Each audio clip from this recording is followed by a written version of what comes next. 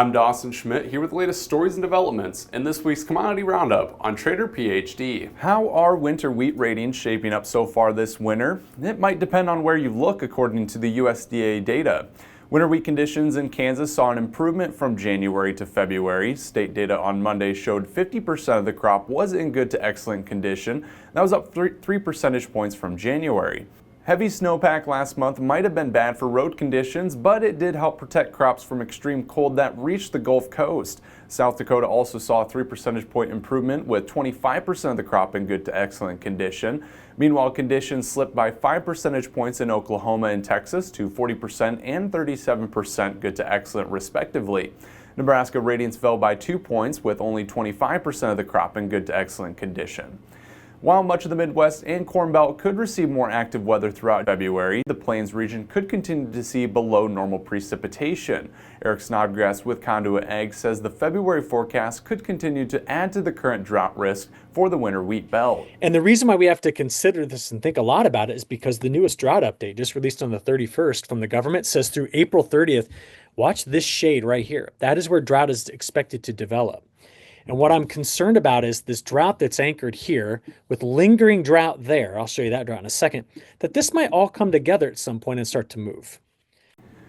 Beef cow prices moderated in December as prices aligned with a seasonal lull, but they still finished 2024 well above previous years. USDA data last month showed cow prices averaged $121 per hundredweight in December, up $20 from the same month a year ago. Prices were also about $50 higher than the 5-year average. Tight cattle supplies continue to underline those high prices. The USDA's annual cattle inventory report in January showed the beef cow herd totaled 27.9 million head, down about 0.6% year over year. And that was still the lowest inventory number since 1961. The report also showed fewer heifers were being retained for beef cow replacements compared to the previous year, indicating the beef cow herd could continue to tighten.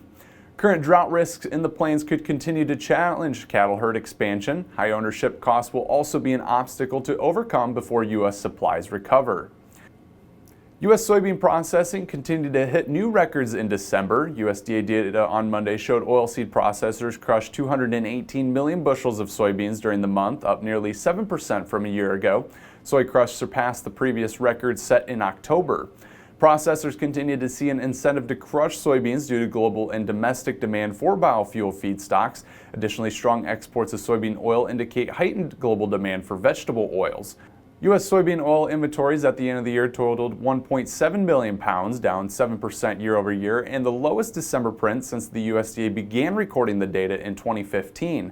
Strong soybean oil usage in biofuel production could continue to drive processing margins.